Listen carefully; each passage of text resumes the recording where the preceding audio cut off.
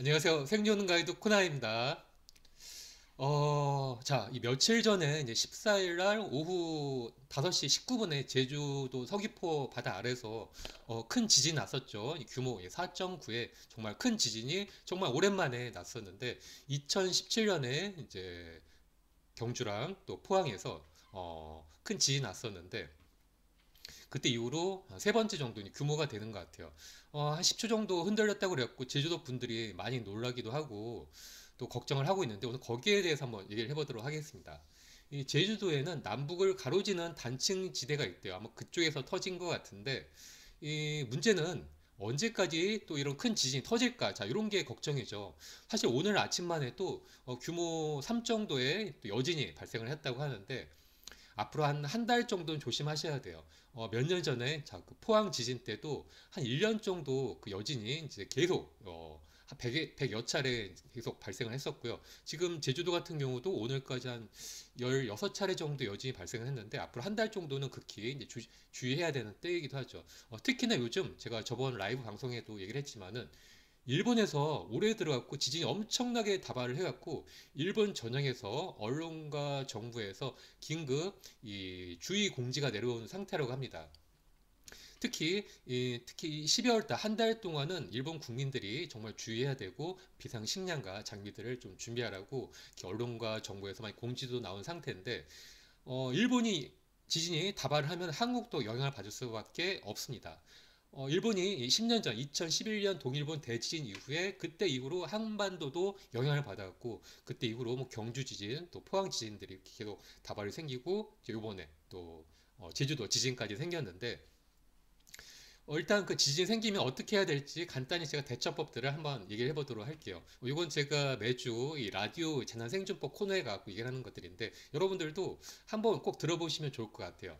일단 지진하면 내가 어느 곳에 있느냐에 따라서 대피 방법이 틀립니다. 우리가 살고 있는 대부분의 아파트 또 빌딩 같은 경우는 내지는 설계가 다 잘 돼 있기 때문에 건물만 좀 흔들린다 하더라도 무너지진 않아요. 하지만 흔들릴 때 이 위에 있는 조명이나 또 등 같은 것들 뭐 에어컨 같은 것들이 떨어져서 다칠 수가 있기 때문에 자, 그때는 이 방석 같은 것들로 머리를 보호하고 일단 책상 아래 들어가서 일단 숨어야 됩니다. 그리고 지진이 보통 한 1분 내에 끝나기 때문에 끝난 다음에 머리를 보호하고 밖으로 탈출하셔야 되는 것들이죠.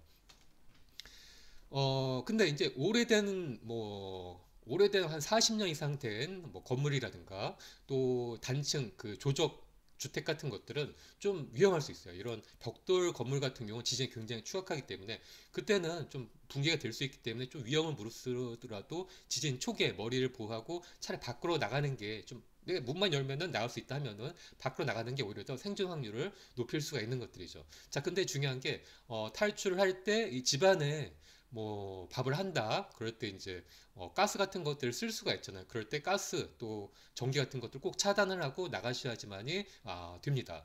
보통 지진에는 이 지진 이후에 이 불이 나갖고 더 큰 피해가 나는 경우가 많이 있거든요. 이번 제주 지진 같은 경우도 이제 5시 20분 한참 퇴근하고 또 밥을 할 시간에 지진 났잖아요. 그렇기 때문에 이거 잘 알으셔야 되고요.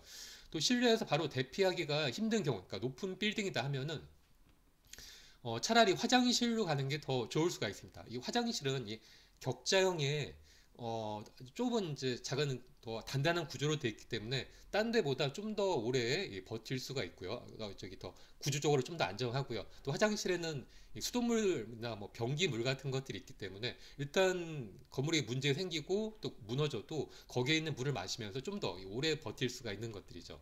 또 그 외에도 건물 같은 경우는 이 엘리베이터 주위가 그 충격을 흡수하려고 좀 단단하게 만들어져 있기 때문에 승강기 주변으로 가시고 또 계단 주위도 역시 이 계단이 좀 더 단단하게 만들었기 때문에 계단 주위로 대피하시는 것들도 좋습니다.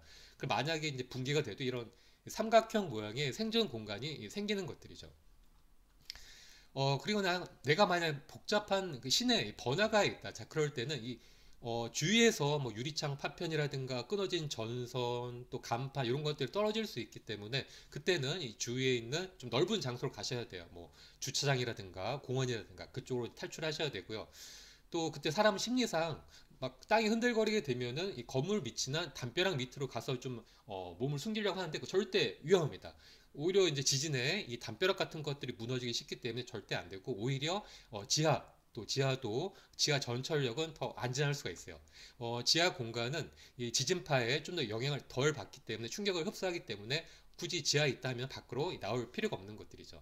또 만약 대중교통, 뭐 버스라든가 전철, 기차 등을 이용하고 있으면은 갑작스러운 충격이나 또 이 탈선에 대비해야 되거든요. 그럴 때는 이 손잡이를 꼭 잡고 발에 힘을 주고 이제 버티시거나, 아니면 그게 힘들다 싶으면 그냥 바닥에 주저앉으세요.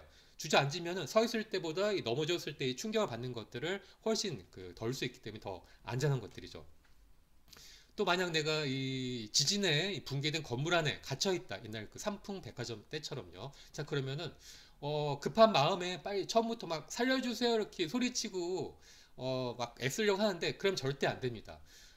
처음에는 그 주위에 이 무너진 분진 같은 것들이 많이 있기 때문에 내가 크게 숨을 쉬고 소리를 계속 치게 되면은 분진을 마셔서 폐가 안 좋아지고 또 힘이 금방 떨어지고 목이 마르게 돼요. 그때는 주위에 있는 뭐 쇠파이프나 돌, 또 철판 같은 것들을 이제 돌멩이로 이제 땅땅땅땅 쳐갖고 이 소리를 내는 게 가장 좋은 방법입니다. 소방관 같은 전문가들은 군인 뭐 특전사 출신들이 많기 때문에 그렇게 소리만 내도 저기에 요 구조조가 있다는 것들을 다 알 수 있기 때문에 바로 달려갈 수 있고, 또 내가 체력들을 더 오래 버티고 기다릴 수가 있는 것들이죠. 그래서 오늘의 이 지진에 대해서 한번 간단히 얘기를 해봤는데, 지금 아무튼 올해 일본과 지금 전 세계적으로 지진이 급증을 하고 있죠. 뭐 며칠 전에도 인도네시아에서 규모 7의 지진이 났다고 하고요. 그래서 저는 조만간 일본에서 더 큰 게 아마 터질 것 같은 느낌이 드는데, 그러면 한반도도 분명히 영향을 받을 것 같아요. 뭐 제주도뿐만 아니라 경주나 포항 같은 이 경남 지방도 그렇고요. 그래서 여러분들도 거기에 대해서 좀 조심하시고, 또 다음에 제가 한번 생존 배낭에 대해서 얘기를 해보도록 하겠습니다. 고맙습니다.